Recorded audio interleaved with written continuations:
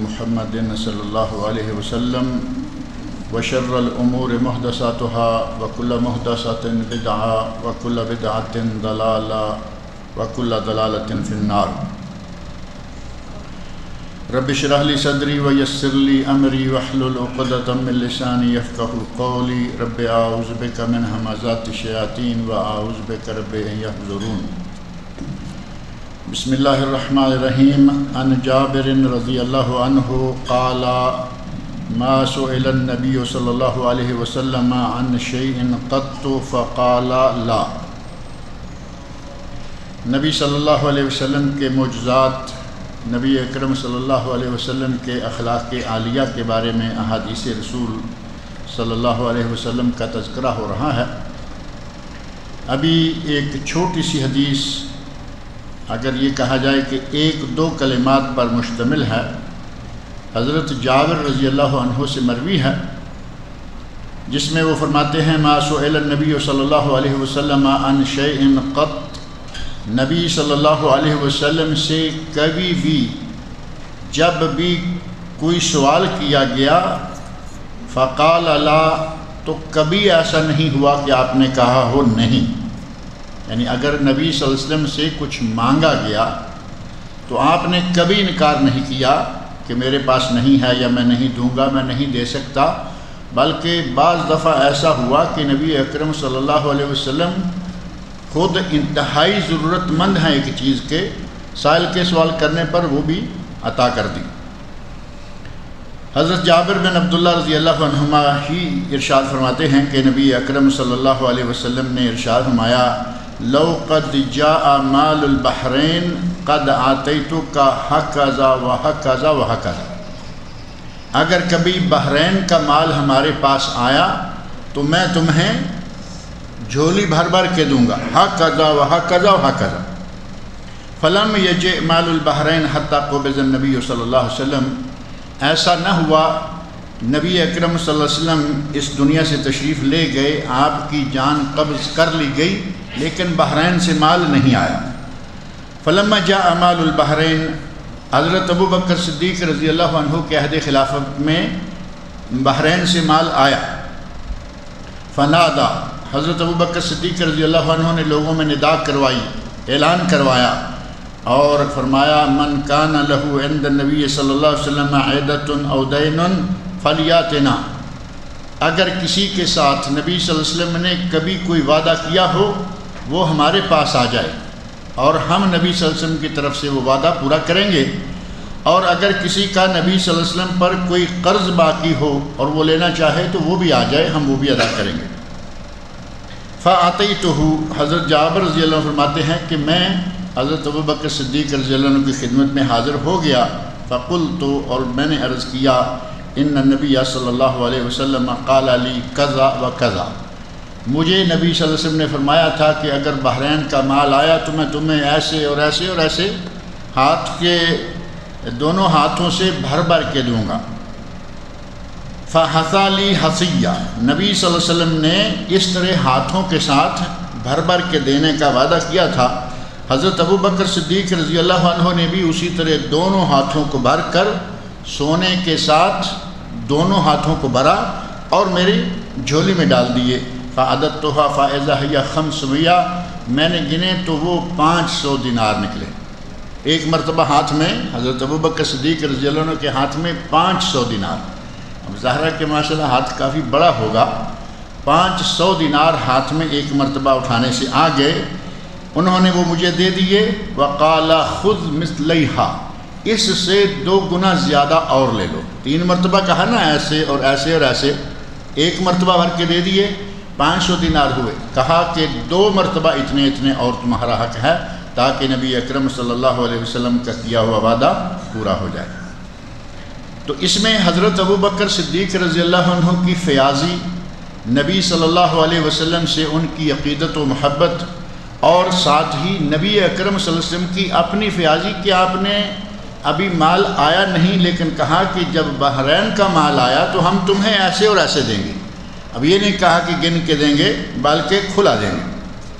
تو اس طرح نبی صلی اللہ علیہ وسلم انتہائی سخی، انتہائی فیاض تھے. حتیٰ کہ آپ نے ارشاد فرمایا، وہ حدیث بعض دفعہ یہاں ذکر کی ہے میں نے، کہ اگر میرے پاس احد پہاڑ کے برابر بھی سونا ہو تو میں یہ نہ چاہوں گا کہ وہ 3 دن سے زیادہ میرے گھر میں رکا رہے، بلکہ وہ مسارے کا سارا اللہ کی راہ میں تقسیم کر دوں۔ حضرت انس بن مالک رضی اللہ عنہ، جنہوں نے نبی صلی اللہ علیہ وسلم کے گھر میں 10 سال خدمت کی، وہ بیان کرتے ہیں، دخلنا مع رسول اللہ صلی اللہ علیہ وسلم علی ابی سیف القین۔ ابو سیف القین جو بھٹی جھونکتا تھا یا جیسے لوہار کا کام کرتا تھا، کہتے ہیں کہ ہم نبی صلی اللہ علیہ وسلم کے ساتھ ابو سیف کے پاس پہنچے، وَكَانَ ذِرًا لِإِبْرَاهِيم، وہ حضرت ابراہیم رضی اللہ تعالیٰ عنہ جو نبی صلی اللہ علیہ وسلم کے لخت جگر ہیں، حضرت ابراہیم جو بیٹا نبی صلی اللہ علیہ وسلم کا شیر خارگی میں دودھ پینے کی عمر کے دوران ہی فوت ہو گیا، یہ ابو سیف اس عورت کے شوہر ہیں جس سے ابراہیم دودھ پیا کرتے تھے، یعنی ابراہیم کی رضائی ماں کے یہ شوہر ہیں۔ نبی صلی اللہ علیہ وسلم اپنے بیٹے سے ملنے کے لیے گئے، جب کہ وہ وہاں دودھ پیتا تھا، تو کہتے ہیں کہ ہم بھی آپ کے ساتھ تھے، فأخذ رسول اللہ صلی اللہ علیہ وسلم ابراہیم، نبی اکرم صلی اللہ علیہ وسلم نے وہاں ابراہیم کو اپنی گود میں اٹھایا، اپنا بچہ ان کے گھر سے لیا، فقبلہ، اور بچے کو چوما، وشمہ، اور بچے کو سونگا۔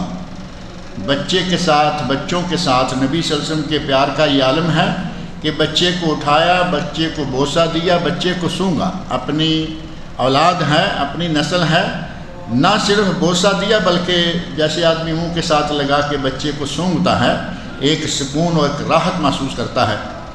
نبی اکرم صلی اللہ علیہ وسلم نے بھی ایسے کیا۔ ثم دخلنا علیہ بعد ذلك، اور پھر دوسری مرتبہ بھی ہم اسی گھر میں نبی اکرم صلی اللہ علیہ وسلم کے پاس حاضر ہوئے، وابراہیم یجود بنفسہ، تو دیکھا کہ ابراہیم کی آخری سانسیں چل رہی ہیں۔ ابراہیم رضی اللہ عنہ بچپن میں فوت ہو گئے، بلکہ بعض روایات میں یہ موجود ہے کہ دودھ پینے کی عمر میں، شیر خارگی کی عمر میں فوت ہوئے، اور جو 2 سال دودھ پینے کی مدت ہے وہ مکمل نہیں کر پائے۔ آپ نے ارشاد فرمایا کہ اللہ رب العزت میرے بیٹے کے لیے جنت میں دودھ پلانے والی رضائی ماں مقرر فرمائے گا، اس کی شیرگارگی اللہ جنت میں پوری کروائے گا۔ کہتے ہیں کہ دوسری مرتبہ ہم ابراہیم کے پاس پہنچے، یجود بنفسہ ہی، جب کہ وہ ان کی سانسیں ٹوٹ رہی تھیں، آخری سانسیں چل رہی تھیں۔ فجعلت عینا رسول اللہ صلی اللہ علیہ وسلم تذرفان، ہم نے دیکھا کہ نبی صلی اللہ علیہ وسلم کی آنکھوں سے آنسو بہہ رہے ہیں، آپ کی آنکھوں سے آنسو جاری ہیں۔ فقال له عبد الرحمن بن عوف رضی اللہ عنہ، حضرت عبد الرحمن بن عوف رضی اللہ عنہ فرماتے ہیں، وَأَنْتَ يَا رسول اللہ، اے اللہ کے رسول آپ بھی ایسا کرتے ہیں، آپ بھی ایسا کر رہے ہیں کہ رو رہے ہیں، آپ کی آنکھوں سے آنسو بہہ رہے ہیں۔ فقال، تو نبی صلی اللہ علیہ وسلم نے فرمایا، یا ابن عوف انہا رحمہ، اے ابن عوف یہ اللہ کی رحمت ہے۔ انسان کے دل میں جو اللہ نے رحم ڈالا ہوا ہے، رحم کا مادہ ہے، شفقت ہے، یہ وہ ہے، دل دکھ کے ساتھ آنسوؤں کی شکل میں آنکھوں کے باہر نکل آتا ہے۔ ثم اتباہ بأخرى، پھر دوبارہ ایسا ہوا، نبی اکرم صلی اللہ علیہ وسلم اس بات کے بعد پھر روئے، آپ نے آنسو بہائے۔ فقال، اور ساتھ ہی ارشاد فرمایا، ان العین تدمع، آنکھ آنسو بہاتی ہے، والقلب یحزن، اور دل جو ہے وہ غمگین ہوتا ہے، آنکھوں سے آنسو بہتے ہیں، دل جو ہے وہ غمزدہ ہوتا ہے۔ ولا نقول الا ما یرضی ربنا، لیکن ہم ایسی کوئی بات نہیں کہیں گے جو ہمارے رب کو ناپسند ہو، ہم صرف وہی بات اپنی زبان سے لائیں گے جو اللہ رب العزت کو پسند ہے۔ وَإِنَّا بِفِرَاقِكَ يَا إِبْرَاهِيمُ لَمَحْزُونُونَ، اے ابراہیم یہ سچ ہے کہ ہمیں تیرے فراق کا بہت ہی غم ہے۔ نبی اکرم صلی اللہ علیہ وسلم کا بیٹا ہاتھوں میں جان توڑ رہا ہے، سانسیں توڑ رہا ہے، فرمایا کہ ہم اپنی زبان سے کوئی واویلا نہیں کریں گے، صرف وہ کہیں گے جو اللہ کو پسند ہے، اللہ کی ناپسندیدگی کا کوئی لفظ نہیں اپنی زبان سے نکالیں گے، لیکن یہ وَإِنَّا بِفِرَاقِكَ يَا إِبْرَاهِيمُ لَمَحْزُونُونَ، اے ابراہیم ہمیں تیرے فراق کا، تیری وفات کا بہت ہی غم ہے۔ ام المومنین حضرت عائشہ صدیقہ رضی اللہ عنہ فرماتی ہیں، جاء اعرابی الی النبی صلی اللہ علیہ وسلم، ایک اعرابی، ایک بدو ایک صحرا نشین صحابی مسلمان ہے لیکن صحراؤں میں رہنے والے، ریتوں میں، ریگستانوں میں گزر بسر کرنے والے، ان میں سے ایک عربی نبی صلی اللہ علیہ وسلم کی خدمت میں آیا اور اس نے دیکھا کہ نبی صلی اللہ علیہ وسلم بچوں کو چومتے ہیں، بچوں سے پیار کرتے ہیں، بچوں کو چومتے ہیں۔ تو وہ عربی کہتا ہے تقبلون الصبیان، تم بچوں کو چومتے ہو؟ فما نقبلہم، ہم تو بچوں کو نہیں چومتے ہیں۔ اب بدوی زندگی گزارنے والے وہ جانے، ان کے کام جانے بچوں کے ساتھ کیسا رویہ ہوتا ہے۔ وہ کہتے ہیں کہ تم بچوں کو چومتے ہو، ہم نے تو کبھی اپنے بچوں کو نہیں چوما۔ نبی اکرم صلی اللہ علیہ وسلم نے ارشاد فرمایا او املک لک ان نزع اللہ من قلبک الرحمہ، میرے ہاتھ میں تو یہ بات نہیں ہے کہ تیرے دل سے اللہ نے رحمت کا مادہ ہی نکال رکھا ہے۔ بچہ ایک پیاری چیز ہے، اولاد ہے، کسی کا بچہ ہے، پیارا لگتا ہے، اور پیار میں آ کر رحمت کا مادہ جو اللہ نے انسان کے دل میں رکھا ہوا ہے وہ معجزن ہو جاتا ہے، بچے کو چومنے کو، بچے کے ساتھ کھیلنے کو جی چاہتا ہے۔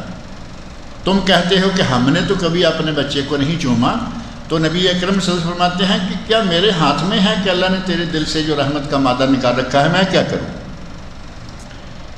حضرت ابو ہریرہ رضی اللہ عنہ فرماتے ہیں قبل رسول اللہ صلی اللہ علیہ وسلم الحسن بن علی، نبی صلی اللہ علیہ وسلم نے حضرت حسن بن علی رضی اللہ عنہما کو بوسہ دیا۔ حضرت حسن، حضرت حسین جو کہ دونوں آپ کے نواسے ہیں، حضرت حسن کو بوسہ دیا۔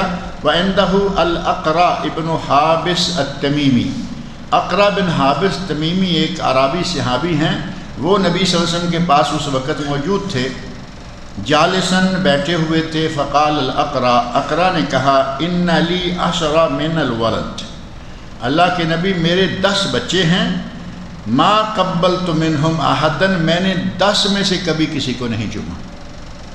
آپ اندازہ کریں کہ صحرا نشینوں کی طبیعت کتنی سخت ہوتی ہوگی کہ 10 بچے ہیں، کہتے ہیں 10 میں سے میں نے تو کبھی آج تک کسی کو نہیں چوما۔ فنظر الیہ رسول اللہ صلی اللہ علیہ وسلم، نبی پاک صلی اللہ علیہ وسلم نے تعجب کے ساتھ اس آدمی کی طرف دیکھا، آپ نے اس صحابی کی طرف دیکھا، لیکن ظاہر ہے کہ تعجب ہوا کہ 10 بچوں کا باپ ہے، 10 میں سے کبھی کسی کو اس نے نہیں چوما۔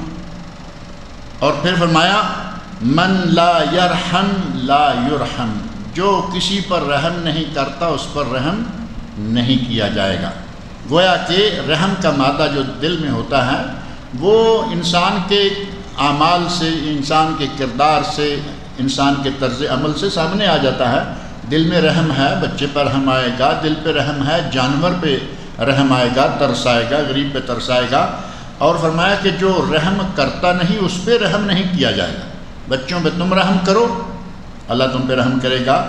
اور معروف ہے کہ جس نے دنیا والوں پر رحم کیا اس پر آسمان والا رحم کرے گا۔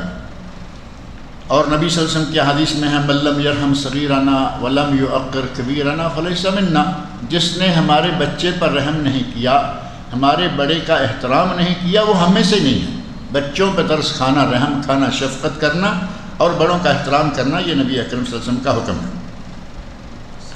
حضرت ابو سعید خدری رضی اللہ عنہ نبی اکرم صلی اللہ علیہ وسلم کے بارے میں فرماتے ہیں کان النبی صلی اللہ علیہ وسلم اشد حیاء من الاذراء فی خدرها، نبی صلی اللہ علیہ وسلم ایک پردہ نشین لڑکی سے بھی، کنواری پردہ نشین لڑکی سے بھی زیادہ حیادار تھے۔ نبی صلی اللہ علیہ وسلم کی حیا کا یہ عالم تھا، اتنے آپ شرمیلی طبیعت کے مالک تھے کہ حیادار کنواری اور پردہ نشین لڑکی وہ بھی اتنی حیادار نہیں ہوگی جتنے کہ نبی اکرم صلی اللہ علیہ وسلم تھے۔ خضر کا ترجمہ یا خضر کی جو تشریح ہے، عربوں میں اور خاص طور پر عرب علاقوں میں یہ بات معروف ہے کہ جب تک لڑکی کنواری رہے اس کے لیے گھر کے اندر بھی ایک مخصوص جگہ رہتی ہے جہاں وہ رہتی ہیں، کیونکہ ہماری طرح کئی کمرے تو ہوا نہیں کرتے تھے، ایک ہی خیمہ ہے اسی میں سارا گھر ہے، لیکن کنواری لڑکی کے لیے خاص جگہ رکھی ہوتی، جب تک شادی نہ ہوتی وہ لڑکی اسی جگہ زیادہ وقت گزارا کرتی تھی۔ نبی صلی اللہ علیہ وسلم اس لڑکی سے جو اکیلی اور انتہائی پردے کی حالت میں پردہ نشین رہتی ہے اس سے بھی زیادہ حیادار تھے۔ اب مسلمانوں کے یہاں نبی اکرم صلی اللہ علیہ وسلم نے، اور یہاں صرف مسلمانوں کے نہیں بلکہ مطلقاً عرب کی ایک عادت بیان کی کہ وہ لڑکی کو، کنواری لڑکی کو کس حد تک سنبھال کے رکھتے تھے۔ اور ایک دور آج مسلمانوں پر آیا ہوا ہے، ابا پاکستان میں، لڑکی انگلینڈ میں، اور لڑکی کنواری، اور کام کوئی نہیں، پڑھنے کے لیے بھیجی ہوئی ہے، ہائر ایجوکیشن، اور یہ اور وہ عجیب و غریب قسم کے انگریزوں کے جہاں سے باپ کہیں بیٹی کہیں، بھائی کہیں بہن کہیں، یعنی انتہا ہو گئی اس معاملہ میں۔ یہ عربوں کے یہاں بیٹی کو اپنے گھر میں بھی جب تک کنواری ہے خاص جگہ پہ رکھا جاتا ہے۔ اب کنواری ہے، شادی شدہ ہے، جو چاہے جہاں چاہے جاتی رہے، مسلمانوں کو اس کی کوئی پرواہ نہیں رہی۔ حضرت عبداللہ بن عمر رضی اللہ عنہما بیان فرماتے ہیں، لم یکن النبی صلی اللہ علیہ وسلم فاحشا ولا متفحشا، نبی اکرم صلی اللہ علیہ وسلم زبان کے اتنے خوش اخلاق تھے کہ کبھی آپ کی زبان سے برا لفظ تک نہیں نکلا۔ لا فاحشن ولا متفحشن، آپ نے کبھی اپنی زبان سے کوئی برا لفظ نہیں نکالا۔ وَكَانَ يَقُولُ إِنَّ مِنْ خِيَارِكُمْ أَحْسَنُكُمْ أَخْلَاقًا، اور آپ فرمایا کرتے تھے کہ تم میں سے سب سے اچھا وہ ہے جو زیادہ اخلاق والا ہے، سب سے اچھا جو زیادہ اخلاق والا ہے۔ اور نبی اکرم صلی اللہ علیہ وسلم کے اخلاق کی تو اللہ رب العزت نے شہادت دی، اِنَّكَ لَعَلَىٰ، سورہ قاف آیت نمبر 4، اِنَّكَ لَعَلَىٰ خُلُقٍ عظیم، اے میرے نبی آپ خلق عظیم کے مالک ہیں۔ جس کے بارے میں اللہ کہے کہ آپ خلق عظیم کے مالک ہیں، ان کے اخلاق کا کیا عالم ہوگا۔ اور نبی اکرم صلی اللہ علیہ وسلم کے اخلاق کے لیے ایک دو نہیں، کتب حدیث میں، تاریخ میں، سیرت و سوانح میں سینکڑوں واقعات موجود ہیں کہ لوگ آپ کا اخلاق دیکھتے مسلمان ہو جاتے ہیں۔ لوگوں نے تو مشہور کر رکھا نا کہ اسلام تلوار کے زور سے پھیلا ہے، جبکہ اسلام تلوار کے زور سے نہیں بلکہ نبی اکرم صلی اللہ علیہ وسلم اور مسلمانوں کے اخلاق کے زور سے پھیلا ہے۔ اور یہ چیزیں آج تک بھی الحمدللہ ایسی پیش آ رہی ہیں۔ مسلمان اگرچہ دین سے کتنا دور ہوتا چلا جا رہا ہے، پھر بھی آج ایسے واقعات رونما ہوتے رہتے ہیں۔ کہیں کوئی عورت کسی مسلمان عورت کے پردے سے متاثر ہو کر مسلمان ہوئی۔ آج کی خبر ہے کہ یہاں سعودی عرب میں ایک علاقے میں کوئی امریکہ یا برطانیہ کی بڑی پڑھی لکھی خاتون ہیں، اور وہ اس میں میڈیسن لائن میں ڈاکٹر ہے۔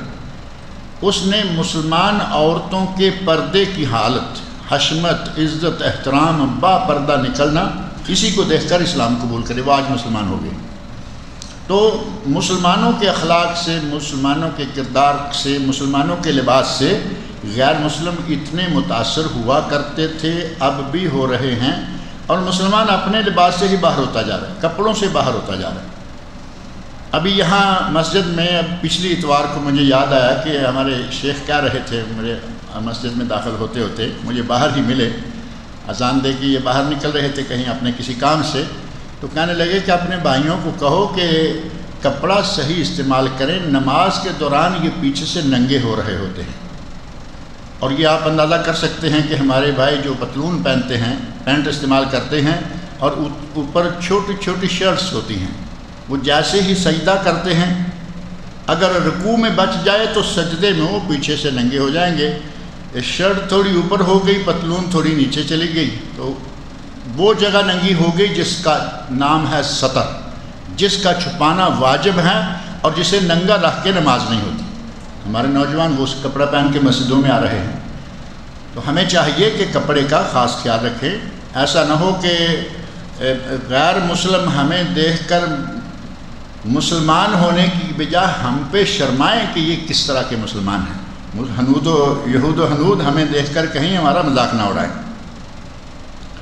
حضرت انس بن مالک رضی اللہ عنہ بیان فرماتے ہیں، کان رسول اللہ صلی اللہ علیہ وسلم فی سفر، نبی صلی اللہ علیہ وسلم ایک سفر میں تھے، وَكَانَ مَعَهُ غُلَامٌ لَهُ أَسْوَدٌ، آپ کا ایک کالے رنگ کا غلام تھا، وہ بھی آپ کے ساتھ تھا، يُقَالُ لَهُ أَنْجَشَا، اور اس غلام کا نام جو ہے وہ انجشا تھا۔ یہدو، وہ ہدی خوانی کر رہا تھا۔ ہدی خوانی اونٹوں کو چلانے کے لیے کچھ ترانے یا سفری نغمے جو ہیں وہ پڑا کرتے ہیں، اور اس ہدی خوانی کے نتیجہ میں اونٹ جو ہیں وہ تیز چلتے ہیں۔ یہ ایک عربوں کے یہاں سسٹم تھا، آج بھی جہاں کہیں اونٹ ہوتے ہیں وہاں شاید یہ ایسی چیزیں ہوتی ہوں گی۔ فقال له رسول اللہ صلی اللہ علیہ وسلم، انجشا ہدی خوانی کر رہے ہیں، اونٹ تیز تیز چل رہے ہیں، تو انجشا سے مخاطب ہو کر نبی صلی اللہ علیہ وسلم ارشاد فرماتے ہیں، ویحک یا انجشا، اے انجشا تیرا برا ہو، رویدک بالقواریر، آئینوں کا، شیشے کا خیال رکھو، شیشے کو آہستہ لے کے چلو۔ نبی صلی اللہ علیہ وسلم نے چونکہ آپ کے ساتھ خواتین بھی تھیں، خواتین کو شیشے کے ساتھ تشبیہ دی کہ یہ نرم و نازک لوگ ہیں۔ نرم و نازک ہمارے کہ صنف نازک کہا جاتا ہے نا عورت کو، کہ صنف نازک کا خیال رکھو۔ تم اونٹوں کو خودی خانی کر کے تیز بگا رہے ہو، اونٹ تیز بھاگ رہے ہیں، ہمارے ساتھ عورتوں کا ساتھ ہے، تو عورتوں کے لیے تیز اونٹوں پہ سوار رہنا مشقت کا باعث ہوتا ہے۔ آپ نبی پاک صلی اللہ علیہ وسلم کا دل دیکھیں کہ کتنا نرم ہے۔ سواری پر سوار ہیں عورتیں، لیکن اونٹوں کو تیز بگانے سے بھی روک رہے ہیں کہ چونکہ عورتیں ہیں، عورتیں تیز بھاگتی سواری پہ بیٹھنا شاید پسند نہ کرتی ہوں یا انہیں تکلیف ہوتی ہو۔ فرمایا رویدہ قبل قواریر، آئینوں کا، شیشوں کا خیال رکھو، بلکہ آہستہ آہستہ چلاؤ۔ اور نبی صلی اللہ علیہ وسلم کے دل اقدس کی نرمی، آپ کے دل میں رحمت و شفقت کا مادہ کس حد تک تھا، اس کا اندازہ آپ اس واقعے سے کر سکتے ہیں۔ آپ فرماتے ہیں کہ میں مسجد میں آتا ہوں، جماعت شروع ہوتی ہے، میرا جی چاہتا ہے کہ میں آج لمبی قرات کروں گا، یعنی میں زیادہ قرآن کریم پڑھوں گا۔ قرآن کریم پڑھنا شروع کرتا ہوں تو مجھے عورتوں کی طرف سے کسی بچے کے رونے کی آواز آتی ہے۔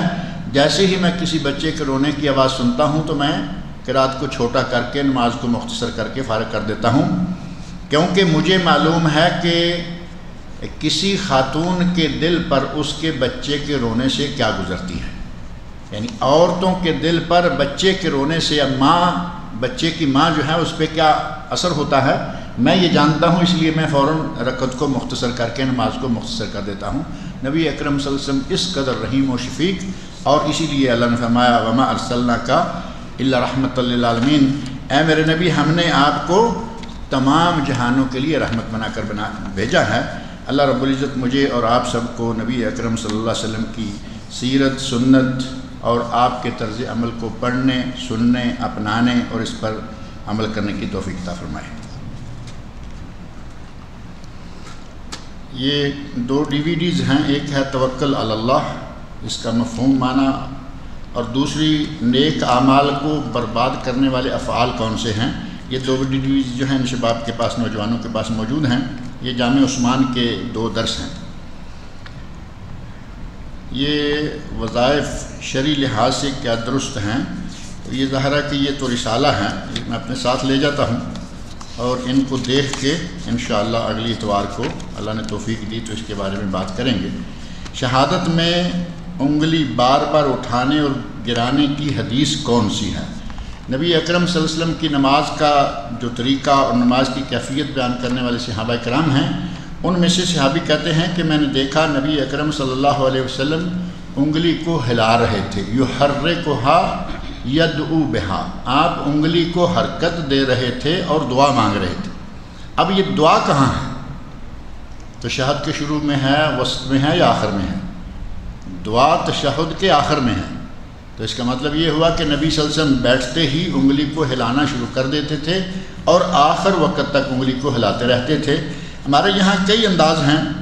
ایک انداز ہے کہ ایسے انگلی رکھی اور جیسے ہی آیا اشہد اللہ الہ الا اللہ، لا الہ کرتے ہوئے اٹھائی، الا اللہ پہ گرا دی اور ہاتھ بھی کھول دیا، اور یہ بڑا ایک آٹومیٹک سسٹم کے تحت پہلے بھی ایسے پڑا ہے، بعد میں ایسے کیا پھر ایسے کر دیا۔ نبی اکرم صلی اللہ علیہ وسلم سے یہ انداز ثابت نہیں ہے۔ ثابت یہ ہے کہ آپ جب اتحیات بیٹھتے تو بیٹھتے ہی اس انداز سے ہی تھے۔ پہلی غلطی ہماری یہ کہ ہم آغاز ہی غلط کرتے ہیں، ہاتھ کھلا رکھتے ہیں، عین وقت پہ آگے ایسے کیا پھر کھول دیا، 2 غلطیاں، پہلے بھی غلط بعد میں بھی غلط۔ اور یہ جو انداز ہے ایک مرتبہ جھٹکا دیا اور چھوڑ دیا، یہ کسی صحیح حدیث سے ثابت نہیں ہے۔ اگر اس کو آپ سمجھتے ہیں کہ ایک مرتبہ حرکت دے لینا کافی ہے تو آپ کی مرضی، جبکہ حدیث میں یہ صحیح حدیث میں الفاظ موجود ہیں کانا یحرکھا یدعو بہا، نبی صلی اللہ علیہ وسلم انگلی کو ہلا رہے تھے اور دعا مانگ رہے تھے۔ انگلی کو ہلا رہے تھے یا انگلی کو ہلایا؟ واضح الفاظ اردو میں بھی موجود ہیں، آپ نے انگلی کو ہلایا اور بعد میں دعا مانگتے رہے، نہیں، انگلی کو ہلا رہے تھے اور دعا مانگ رہے تھے۔ انگلی کو موقع بموقع حرکت دیتے رہنا چاہیے۔ علماء حنابلہ نے اس سلسلہ میں جو اپنا ایک اندازہ دیا ہے وہ یہ ہے کہ اتحیات کے دوران جتنی مرتبہ بھی اللہ ربنا رب جیسے رب اجعلنی ہے، ربنا وتقبل دعا، ربنا اغفر لی، اللہم صلی علی محمد، اللہم بارک علی محمد، التحیات للہ ہے، ایہا النبی و رحمت اللہ ہے۔ جہاں جہاں اللہ، رب، ربنا، ربی یہ کلمات آئیں وہیں وہیں انگلی کو اٹھاتے رہیں، ہلاتے رہیں۔ اور دوسرے علماء نے کہا کہ انگلی کو اٹھاتے اور گراتے رہنا چاہیے، وہ اللہ یا ربنا یا رب یا ربی کسی لفظ پہ ہے یا نہیں ہے، انگلی کو اٹھانا اور گرانا یہ سنت سے ثابت ہے۔ لہذا دونوں طرف بات جو ہے وہ ایک ہی ہے، چاہے اللہ کے لفظ یعنی لفظ جلالت پر اٹھائیں جو کہ زبانی کے ساتھ عملی توحید ہوگی، اللہ ایک ہے زبانی، اور انگلی اٹھا کے ساتھ ہی بتا دیا کہ اللہ ایک ہی ہے۔ اور ایک طریقہ معروف یہاں جو علماء شافعیہ کے یہاں ہے وہ یہ ہے کہ وہ ایسے انگلی انگوٹھے کو اس انگلی کی جڑ میں رکھتے ہیں، 3 انگلیاں بند رکھتے ہیں بیٹھتے ہی، اور انگلی کو ایسے کھول دیتے ہیں اور وہ سارا وقت کھلا ہی رکھتے ہیں۔ یہ ایک تیسرا طریقہ ہے، لیکن ان میں سے صحیح تر بات یہ ہے کہ نبی صلی اللہ علیہ وسلم انگلی کو ہلاتے تھے۔ ایسے کھڑے کر دینا اشارہ ہے، بعض روایت میں اشارے کا ذکر ملتا ہے کہ آپ نے انگلی سے اشارہ کیا، لیکن انگلی کو اٹھاتے گراتے رہنا اور سارا اتحیات یا قعدے کا وقت ایسے کرنا یہ زیادہ صحیح ہے۔ ہاتھ اور پاؤں کے ناخن کاٹنے کی ترتیب کیا ہے؟ حدیث کا حوالہ چاہیے۔ حدیث میں ہاتھ کے یا پاؤں کے ناخن کاٹنے کے حوالے سے کوئی بات نہیں ہے، سر کے بال کاٹنے کے حوالے سے بات موجود ہے کہ آپ نے اپنا سر اقدس حلاق کے سامنے کیا اور دایاں پہلو جو ہے یہ پہلے حلاق کے سامنے کیا کہ یہ پہلے صاف کرو اور بعد میں بائیں۔ تو دوسری حدیث ہے یوجبہ التیمم فی تنعلہ و ترجلہ و فی شانہ کلہ، نبی صلی اللہ علیہ وسلم کو جوتا پہننے میں، کنگا کرنے میں اور ہر معاملے میں دائیں پہلو پسند تھا، لیٹتے دائیں سے، کھاتے دائیں سے، پیتے دائیں سے، مسافہ دائیں سے، لیں دیں ہر چیز دائیں سے۔ تو اسی میں یہ بھی آتا ہے کہ جب ہاتھوں کے ناخن کاٹنے لگیں تو پہلے دائیں کے، پاؤں کے کاٹنے لگیں تو پہلے بائیں کے۔ اب دائیں ہاتھ کے دائیں ناخن سے شروع کریں، بائیں طرف چلتے جائیں، بائیں ہاتھ کے دائیں سے شروع کریں، بائیں طرف چلتے جائیں۔ بعض فقہی کتابوں میں بڑی عجیب قسم کی تشبیہ لکھی ہوئی ہے، ترتیب لکھی ہوئی ہے، جبکہ حدیث میں اس کا کوئی ذکر نہیں، مطلقاً یہ ہے کہ دائیں سے، دایاں پہلو نبی صلی اللہ علیہ وسلم کو پسند تھا، لہٰذا پہلے دائیں ہاتھ کے، پھر بائیں ہاتھ کے، پہلے دائیں پاؤں کے، پھر بائیں پاؤں کے، پہلے دائیں ناخن اور پھر بائیں ناخن۔ وہ کہتے ہیں یہاں تک پہلے آؤ پھر پلٹ کے یہاں آؤ، وہ پلٹ کے آنے والا جو معاملہ ہے وہ ہماری نظر سے کہیں نہیں گزرا۔ نماز وتر میں دعائے قنوت رکوع سے پہلے پڑھنے کی دلیل یا وتر کا طریقہ کیا ہے؟ نماز وتر میں دعائے قنوت رکوع سے پہلے پڑھنے کی صحیح دلیل صحیح احادیث میں موجود ہیں۔ آپ نماز نبوی میرا خیال 7 ریال کی یا کتنے کی آتی ہے، ڈاکٹر شفیق الرحمان کی بہترین کتاب خوبصورتی یہاں دارالسلام میں موجود ہے، نماز نبوی اپنے پاس رکھیں، ہر مسئلہ صحیح احادیث کے حوالے کے ساتھ آپ کو ملے گا، اور اس میں آپ کو جتنے ریفرنس چاہیے وہ انشاءاللہ سارے کے سارے مل جائیں گے۔ اور وتر کا طریقہ کیا ہے؟ وتر کا طریقہ 3 وتر پڑھنے کے 3 طریقے ہیں، معروف ہیں۔ ایک یہ ہے کہ 2 رکعتیں پڑھیں، سلام پھیریں، اور پھر 1 رکعت پڑھیں، اور اس میں رکوع جانے سے پہلے صحیح تر اور رکوع کے بعد جائز، دونوں طریقوں سے دعا مانگی جا سکتی ہے، اور آخر میں سلام پھیر دیں۔ 2 سلام اور 2 قعدے، 2 سلام 2 قعدے 3 رکعت، صحیح ترین طریقہ یہ ہے۔ دوسرا طریقہ ہے 3 رکعتیں، 1 قعدہ اور 1 ہی سلام، درمیان میں مغرب کی طرح اتحیات نہیں بیٹھیں گے، یہ بھی حدیث سے ثابت ہیں۔ اور تیسرا ہمارے یہاں مروج ہے پاکستان میں، انڈیا میں، بنگلہ دیش میں، جس کا کسی حدیث سے کوئی واضح ثبوت نہیں ملتا، 2 رکعتیں پڑھیں، اتحیات بیٹھیں، پھر اٹھیں، پھر 1 رکعت پڑھیں، وہ مغرب کے بالکل مشابہ ہو جاتی ہے، جبکہ نبی صلی اللہ علیہ وسلم نے فرمایا کہ وتر کو مغرب کے مشابہ نہ کرو، اور ہم کر دیتے ہیں۔ اللہ تعالی ہمیں سنت کے مطابق اعمال سر انجام دینے کی توفیق عطا فرمائے۔ لکھا ہے کہ میں نے ایک لڑکی کو اپنی نگرانی میں پرورش کرنے کی ذمہ داری لی ہے جس کی ماں فوت ہو چکی ہے اور باپ کورٹ کے چکر کاٹ رہا ہے۔ اس پر الزام ہے کہ اس نے اپنی بیوی کو جلا کر مار ڈالا، اس لیے کہ وہ صرف لڑکیاں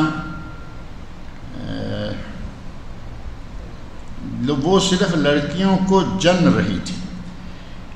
اب یہ مسئلہ بھی ایک ہے کہ لڑکیاں پیدا ہو رہی تھیں تو اس نے بیوی کو جلا دیا. اب یہ تو ظاہر الزام ہے، اللہ عالم کیا ہے، لیکن ایسی چیزیں ہمارے یہاں ہیں. ہمارے یہاں لوگ سمجھتے ہیں کہ بچیاں پیدا کرنا عورت کا کام ہے، جبکہ آج کل میڈیکل نے یہ ثابت کر دیا ہے کہ بچی پیدا کرے تو بھی باپ اور بچہ پیدا کرے تو بھی باپ، ان دونوں کا ذمہ دار صرف شوہر ہوتا ہے. عورت کے ہاتھ میں ایسی کوئی مشین نہیں، کوئی چیز نہیں کہ وہ بچی بنائے یا بچہ بنائے.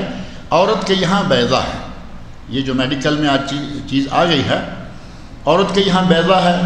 بیضہ عربی میں بھی، بیضہ اردو میں بھی، بیضہ حکمت کی زبان میں بھی، بیضہ میڈیکل کی زبان میں بھی، پنجابی میں، اردو میں آپ اس کو انڈا کہہ لیجیے. عورت کے یہاں اس کے نطفہ میں، نطفہ نہیں کہا جاتا، اس کو کہتے ہیں بیضہ، وہ ہے انڈا. اور اس انڈے میں شوہر کی طرف سے جو بیج آئے گا وہ اس بیج کو بڑھانا شروع کر دے گی اللہ کے فضل سے، اللہ کے خاص طریقہ سے. اب شوہر کی طرف سے بیج آیا لڑکے کا، عورت کے یہاں لڑکا پیدا ہوگا. شوہر کی طرف سے بیج آیا لڑکی کا، لڑکی پیدا ہوگی. اس میں عورت کا کوئی قصور ہے؟ عورت ہر شکل میں صحیح ہے. لڑکی پیدا ہوگی تب بھی قصور شوہر کا، لڑکا پیدا ہو تب بھی قصور شوہر کا. قصور ہر شکل میں اس کا ہے. اور ہم نے سارا معاملہ الٹا دیا. لڑکی چاہیے نہیں چاہیے، 1 2 3 پیدا ہوئیں، ایسی کئی طلاقیں واقع. کہا کہ اس کو نکالو گھر سے، یہ بچیاں پیدا کیے چل جاتی. اب میڈیکل جب سے آ گئی ہے، اب چاہیے کہ اس آدمی کو کچھ کیا جائے جس عورت کے یہاں بچیاں پیدا ہونا شروع ہو جائیں. اس آدمی کے بارے میں کہا جائے کہ یہ کیا کرے. یہ اللہ رب العزت کے ہاتھ میں ہے، نہ عورت کے ہاتھ میں نہ مرد کے. لیکن جو جراثیم ہیں بچی یا بچے کے، اس کے بارے میں یہ طے ہو گیا ہے، میڈیکل نے ثابت کر دیا ہے کہ یہ سارا صرف مرد کی طرف ہوتا ہے، عورت کی طرف اس کی کوئی مسئلہ نہیں ہوتا. کہتے ہیں کہ اس نے بچیاں پیدا کی ہیں، 3 لڑکیاں ہوئی ہیں، اور اس لیے اس کو جلا کے اس کو مار دیا. ان لڑکیوں کو اس کی نانی اور ننیحال والے نے ان لڑکیوں کو نانی اور ننیحال والے اپنے گھر لیا، لیکن بچوں کے ددیال کی طرف سے کوئی بھی آ کر نہیں پوچھا، اور نہ کوئی بچوں کے خرچ کی ذمہ داری لے رہا ہے. بالآخر ننیحال والوں کی معاشی تنگی کی وجہ سے نانی نے بڑی 5 سالہ لڑکی کو اپنے پاس رکھ لیا، اور 2 سال کی لڑکی کو کسی دوسری فیملی کو دے دیا، اور جو 2 سالہ لڑکی تھی اس کو ہم نے لے لیا. یعنی کوئی 2 سالہ ہے، کوئی 3 سالہ 4 سالہ، 3 لڑکیاں ہیں، تو ساری انہوں نے ادھر ادھر پلنے کے لیے. چونکہ شریعت اس بات کی اجازت نہیں دیتی کہ اسے اپنا نام دوں، جیسا کہ یہ واضح طور پر موجود ہے قرآن کریم میں، ادعوہم لآبائہم، لوگوں کو ان کے باپوں کے نام سے پکارو. پالنے والا، جیسے یہ صورتحال ہے کہ مجبوراً بچیاں جو ہیں گھر والوں نے ادھر ادھر پالنے کے لیے دے دی، اور لوگوں نے نیکی ترس کھاتے ہوئے، ان کے حالت کو دیکھتے ہوئے انہیں پالنے کے لیے لے بھی لیا، لیکن اپنا نام دینا جائز نہیں ہے. وہ جس کی ہیں اسی کے نام کی رہیں گی. اگر میں اسی باپ کا نام رکھوں تو مسائل سے 2-4 ہو رہا. مظاہرہ کے مسائل تو ہوں گے. اب اسکول میں جانا ہے، باپ کہاں ہے؟ اب باپ کہاں ہے اس کا جواب، وہ جیل میں ہے، جیل کے چکر کاٹ رہا ہے، کیا کر رہا ہے. یہ سارے مسائل ہیں، لیکن ان مسائل کو دیکھ کر آپ قرآن کریم کی نافرمانی کریں گے. قرآن کہہ رہا ہے کہ بچے کو، بڑے کو اس کے باپ کے نام سے پکارو. سکول پڑھے نہ پڑھے، تربیت میں کوئی بھی مسائل پیش آئیں، آپ کی ذمہ داری یہ ہے کہ قرآن کے مطابق اپنا عمل کرتے رہیں. اب یہ ہے کہ راشن کارڈ میں اس لڑکی کا نام داخل کرنا ہے، راشن کارڈ میں ہے، اسکول میں داخلہ ہے، پاسپورٹ بنوانا ہے، اس کی رجسٹریشن پر جس جگہ باپ کا نام ہے وہ کیا کریں. میں سعودیہ میں رہتا ہوں، اپنی فیملی کو بلوانا چاہتا ہوں. اب یہاں پھر مسئلہ آ جائے گا کہ اس بچی کو اپنی بیٹی بنا کے منگوائے، تو یہ ساری چیزیں جھوٹ ہو جائے گا، ناجائز ہو جائے گا. لہذا یہ کہ آپ جتنا شریعت کے دائرے میں رہتے ہوئے تعاون کر سکتے ہیں کیجئے، اور جہاں آپ سمجھتے ہیں کہ شرعی طور پر آپ کے لیے مشکلات پیش آ رہی ہیں، وہاں اپنے آپ کو بچائیے. یہ نہیں کہ کسی نیکی کے لیے آپ ایک بہت بڑا گناہ اپنے سر لے لیں. ایک نیکی کریں اور ایک بہت بڑا گناہ جو ساری عمر چلتا رہے گا. روزانہ اس بچی کو آپ کے نام سے پکارا جائے گا، کہ یہ فلاں کی بیٹی ہے جو کہ بیٹی نہیں ہے، تو یہ بالکل ناجائز ہوگا۔ لہذا اس معاملے کو خوش اسلوبی سے حل کرنے کے لیے وہ رنگ اختیار کریں، وہ راستہ اختیار کریں کہ اللہ کے یہاں گناہ گار بھی نہ ہوں اور بچی کی تربیت اور پرورش بھی ہوتی رہے۔ اللہ رب